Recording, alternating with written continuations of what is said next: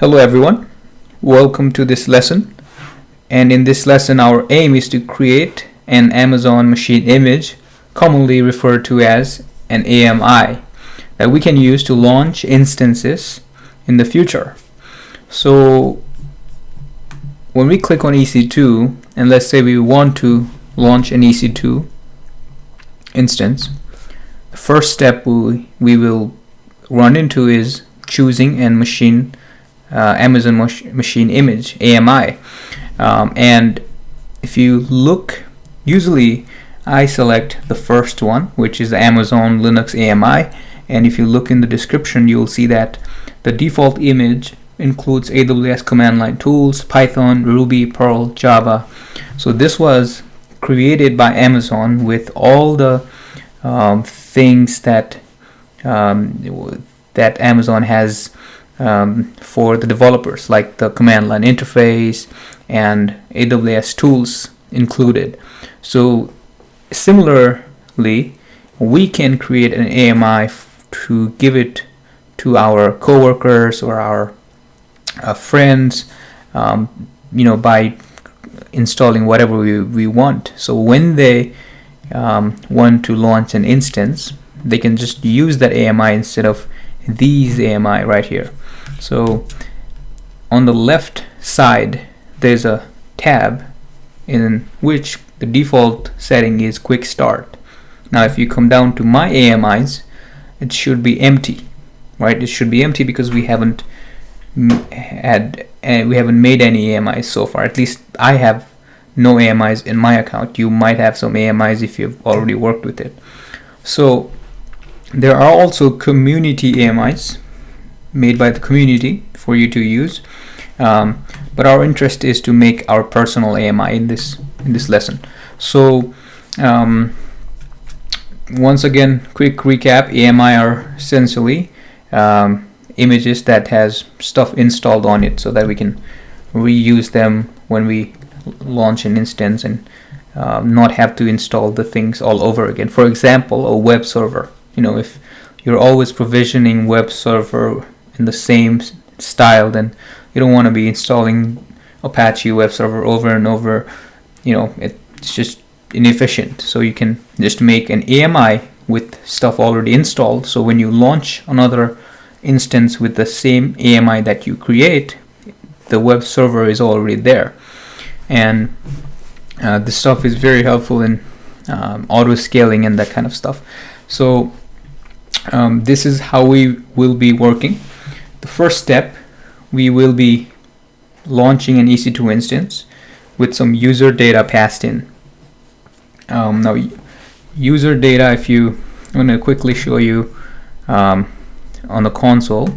So user data is when you pass a script in this box. If it was through the console, you basically write, first of all, you write the shebang, and starts with this and something like bin bash, and you do stuff like yum install httpd, stuff like this. But we'll be using the command line interface. So basically the idea is we want to install Apache web server before we even SSH into the instance. So we'll be doing that in this lesson. And the second step we'll do is we will create an image of that instance through the command line interface once again.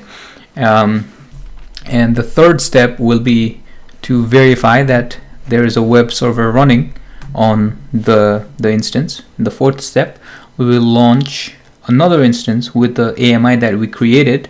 The fifth step will be to make sure that the web server is running on the second instance that we create, so that just to make sure everything is working properly.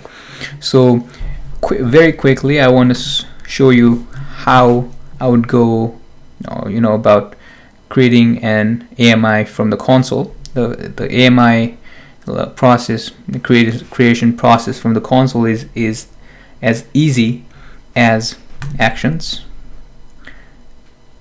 image, create image, right? Similarly, it's easy on the command line as well.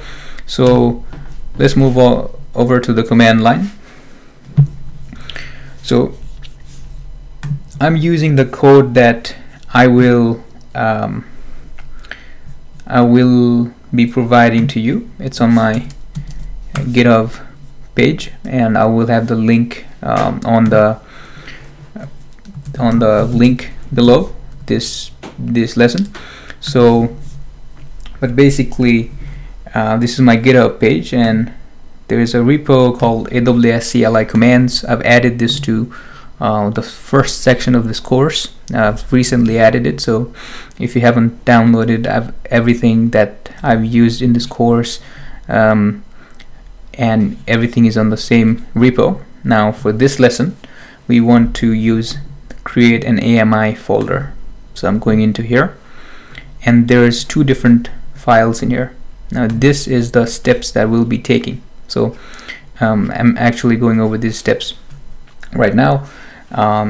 Step 1 is launch an EC2 instance. Step 2 is check the user data, work and the web server is running. Step 3 is create an image from that instance. Step 4 is use that image to launch an instance.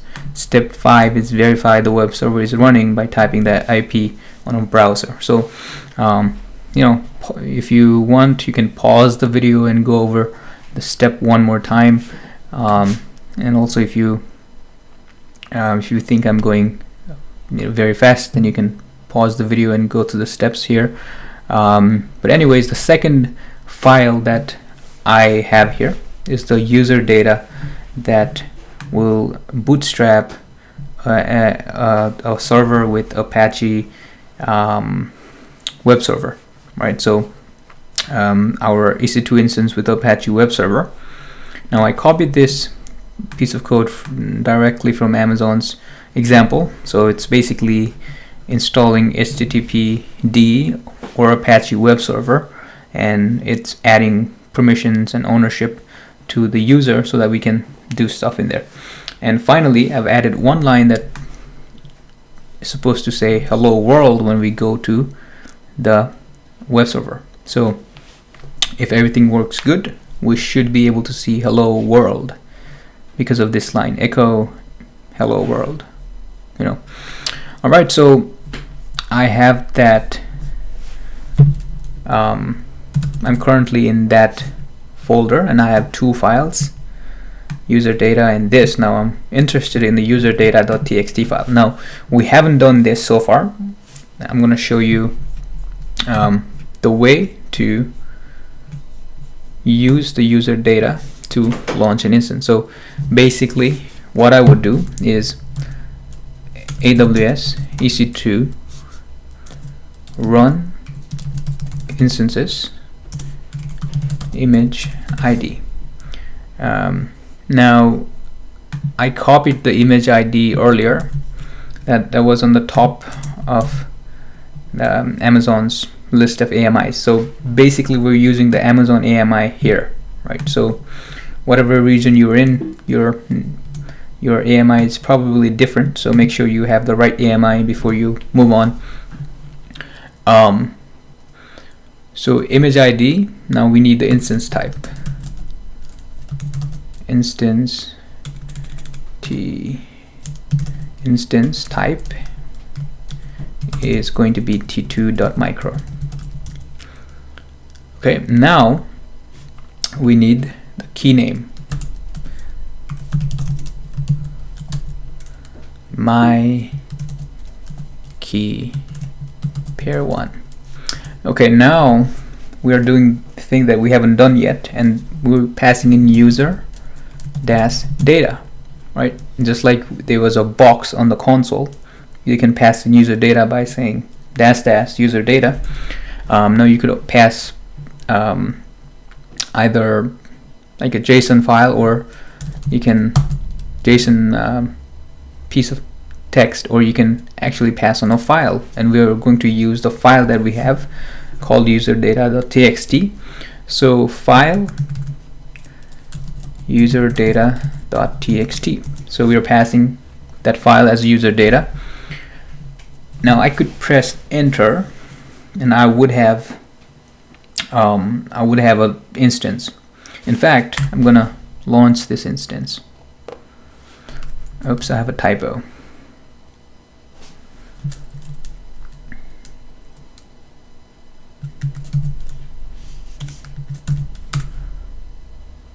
I have one more typo.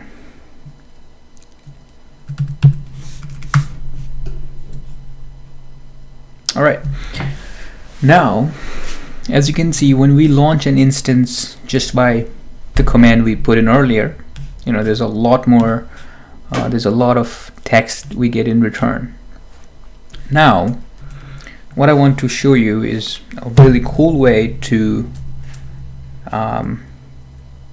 get exactly what we want to move on to the next step. So I'm going to launch one more instance, and I'm going to say something like instance underscore ID equals $sign. I'm going to put everything that I typed earlier for the command inside parentheses.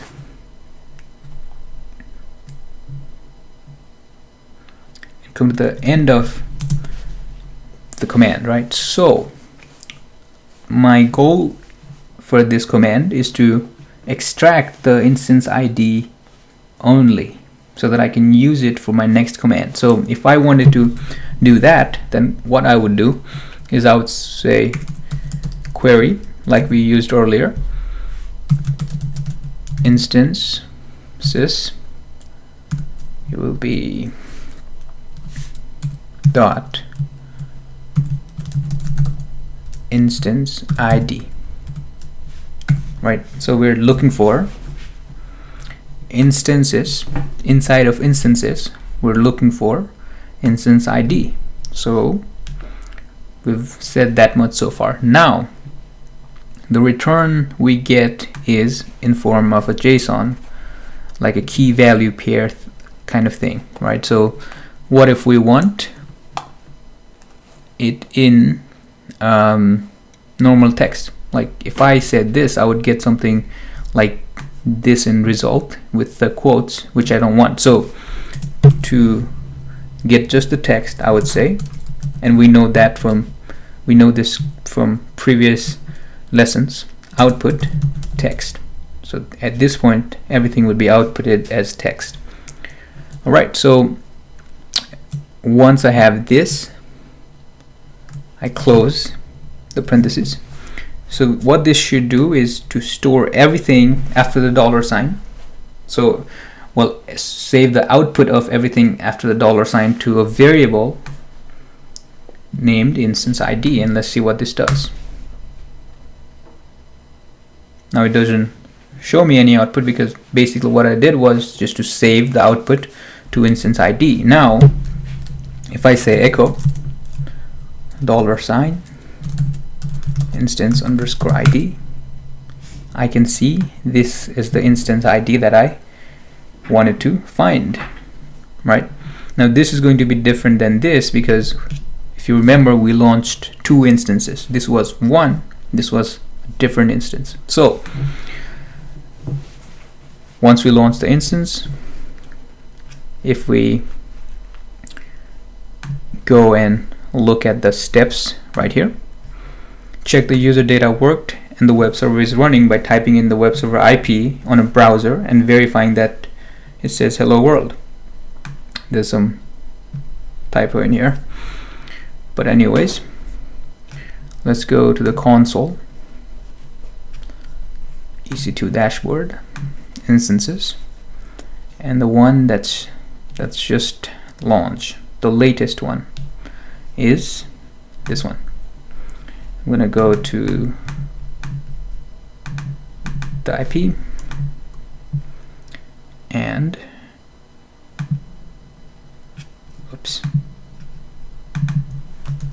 copy hello world. So it worked, right? We haven't SSH'd into the instance, and we already have a web server with whatever we wanted to running. So this means we can move on to step number 3.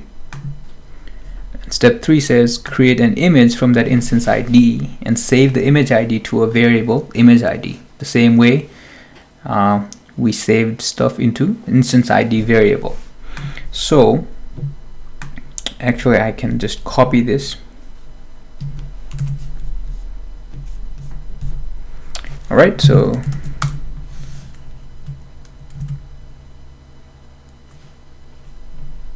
now that worked, right? So basically I want to explain what happened. So I copied that line of code, which does the same thing as earlier, image ID equals $, and there's a command, so create image.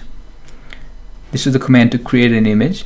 AWS EC2 create image instance ID, and right over here, instead of the instance ID, instead of looking for that instance ID, I typed in a $ instance underscore ID, which is my variable that I saved earlier in here. Instance ID is this, so that I can just say instance ID and it will pass in this value. I have to say name is my server, and I also have to provide description and AMI for my web server. Now I just need this much to create an image. Oops. I have to create this. I need only this much to create an image, but if I want to save that image ID that I created, then I once again do query image ID and output that into text and save it into image ID. So I have, if I say echo image underscore ID,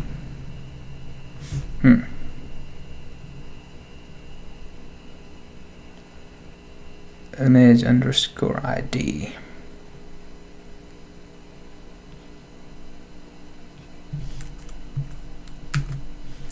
I think it got messed up because we somehow managed to type this twice. So what we need to do at this point is create one more image. So basically I'm going to say my server 1. This is why I'm getting an error. Okay, so if I say echo image ID, then I have an image ID right here. Now the reason I saved this image ID in a variable is because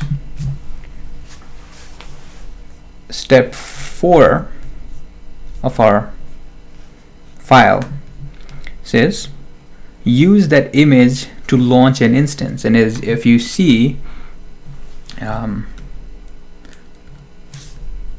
going to launch an instance just like we launch a normal EC2 instance, but instead of passing in the image ID and looking for the image ID, I can just pass in the variable name $image underscore ID. Instance type is T2 micro, key name is my key pair, and we really don't need to do the querying this time. If you want, it's optional. I think I'm going to skip the querying because all we need after this point is the IP address. Okay, so one more time I want to echo the image underscore ID before we move on to the next command. So this is our image ID, and our next command is step number 4, use that image to launch an instance. So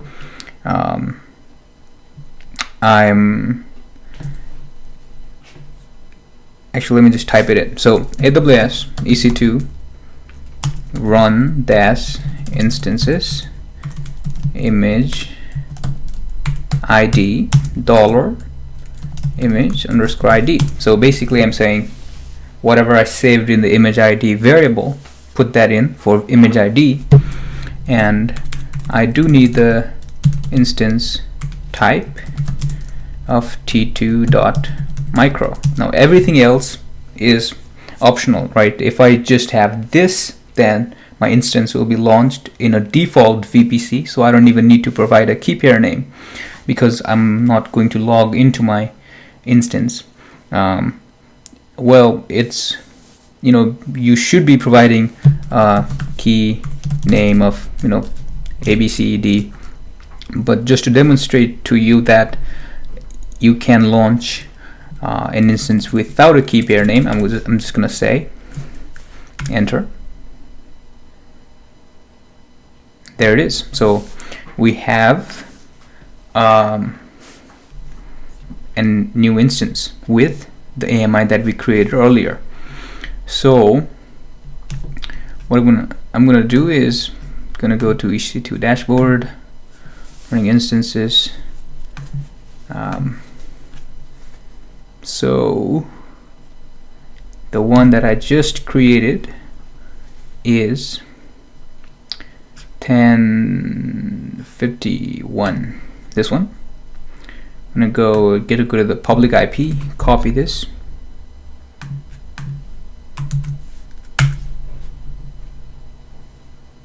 Hello world. Okay, so this was our new one, and this one had the hello world as well. So basically that means that we were successful in launching an EC2 instance with our AMI. So that concludes the lesson.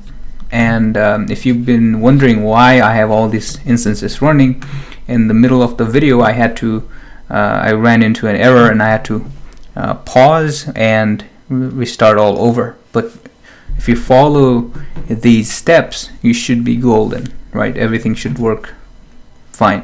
And if you have any problems, just let me know in the course comment section. So at this point, before we conclude, I want to show you that the AMI stored here will be stored on Amazon S3, so you will incur charges. So if you don't delete this, you might if you have stuff already on S3, then you might be paying money just for storing your AMI, and since you probably won't use this AMI, then it would be a good idea to delete this AMI. So just gonna well, first thing I'm gonna try deregister, which is not gonna work because we still have an instance running. So the right way to do it would be to get everything except for my thing that I had when we started, and make sure terminated instances are not going to be terminated. So I'm going to terminate my EC2 instance first that we created for this lesson, and then go to the AMIs. You might have to wait a little while before you can do register, because the instances have to be turned off before you can deregister the AMIs. But basically that's how you do it. And if you go to the documentation for AWS CLI, Python, just AWS CLI, then bonus points if you deregister by using command line interface. I'll leave that up to you, and that'd be a really cool mini project for you to do, mini task for you to do, and just try to find the way to deregister from the command right from somewhere here. And okay, with that, I want to say goodbye. See you in the next lesson.